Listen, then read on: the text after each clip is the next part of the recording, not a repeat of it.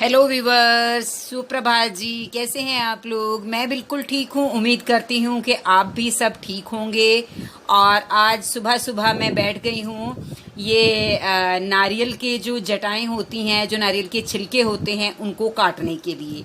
वो मैं किस लिए काट रही हूँ वो मैं अभी आपको बताती हूँ। इससे बनेगा कोकोपीट, जो कि हमारे पौधों की ये जो सॉइल होती है, जो मिट्टी होती है, उसमें काम आता है।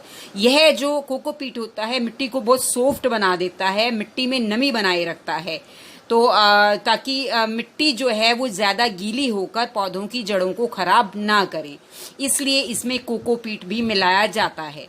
तो कोकोपीट मार्केट में से भी वैसे तो खरीदा जा सकता है, तो लेकिन अगर मान लीजिए कभी हमारे घर में नारियल आ जाता है, नवरात्रों में तो आता ही है, और वैसे भी जो लोग नारियल की चटनी बनाते रहते हैं तो उनके घर में ये नारियल के छिलके रहते ही रहते हैं। तो उनको मैंने ये कैंची से बिल्कुल बारीक बारीक काट लिया है। जितना छोटा आप टुकड़ा काट सकते हैं वो काट लीजिए। ये मैं सारा कट करती जा रही हूँ। ये मैंने नारियल की एक चटनी बनाई थी, तो उसके ये छिलके आए हुए थे घर में काफ़ी समय से। तो हफ्ता 10 दिन हो गए थे मैं इसको संभाल कर रख रही थी। तो आज मैंने सोचा सुबह सुबह पहले बैठ के इसको ही मैं कर लेती हूँ। अभी मेरे घर का सारा काम पड़ा हुआ है, काम मैंने अभी नहीं किया है। तो सुबह 8-9 बजे ही नाश्ता वगैरह करने के बाद, सबको करवाने के बाद मैं बैठ गई हूँ ये नारियल के छिलके कैंची से काटने के लिए। तो अब ये देखिए छिलके ये कटते जा रहे हैं, छोटे छोटे ये हो जाएंगे टुकड़े, और बहुत ही आसानी से कट जाते हैं। इसमें कोई बड़ी कैंची या अलग से कोई ऐसी कैंची लेने की ज़रूरत बिल्कुल भी नहीं होती है। जो हमारे पास घर में ही कैंची होती है हम उससे ही काट सकते हैं। और ये देखिए मेरे बहुत आराम से कटते जा रहे हैं। और मैंने ये मतलब एक नारियल के छिलके थे ये सारे के सारे, उसी से ये काट लिए हैं। और देखिए अब ये काफ़ी सारे हो गए हैं और छिलके मेरे ख़त्म होते जा रहे हैं, ऑलमोस्ट ख़त्म ही हो गए हैं, 1-2 ही रह गया है। तो ज़्यादा टाइम भी नहीं लगा, मतलब सुबह के 10-15 मिनट के अंदर ही मेरे ये सारे कट गए थे। तो अगर आपके पास ये नारियल के छिलके ज़्यादा हैं तो आप 2 लोग या 3 लोग बैठ जाइए काटने के लिए। मेरा तो एक ही नारियल का छिलका था, तो इसलिए मैं अकेली ही बैठ गई थी इसको काटने के लिए, और ईजिली आराम से मेरे ये सारे कट गए हैं। जब नारियल का छिलका उतारते हैं थोड़ा उसको छोटा छोटा साइज करके निकालते जाइए, और फिर वो कैंची में आराम से आ जाते हैं और कटते चले जाते हैं। तो ये मैं काफ़ी सारा देखो काट चुकी हूँ ये।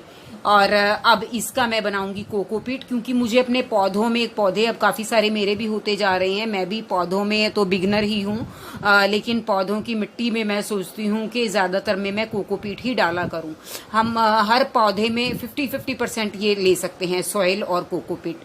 तो मेरा ये कटिंग होने के बाद ये काफ़ी सारा देखो तैयार हो चुका। और ये जो मैंने नारियल छीले थे वो मैंने इसमें डाल लिए हैं। ये मैंने जैसे टुकड़े टुकड़े कैंची से पहले किए, अब इसको मिक्सी में डाल लिया है। इसको अब मैं बिल्कुल बारीक पीस लूँगी, जिससे कि मेरी ये कोकोपीट बन जाएगी। तो चलो मैं मिक्सी में पीसती हूँ और फिर उसके बाद आपको बताती हूँ कि कोकोपीट कैसे बनी है। ये देखिए ये कोकोपीट ऐसे बिल्कुल बारीक बन जाती है। ये मैंने मिक्सी में जैसे पीस लिया था। और ये है, ये थोड़े से अभी नारियल को थोड़े से कोई किया है, अभी बहुत सारा मेरे पास रखा है, वो सारा मैं ऐसे ही कर लूँगी।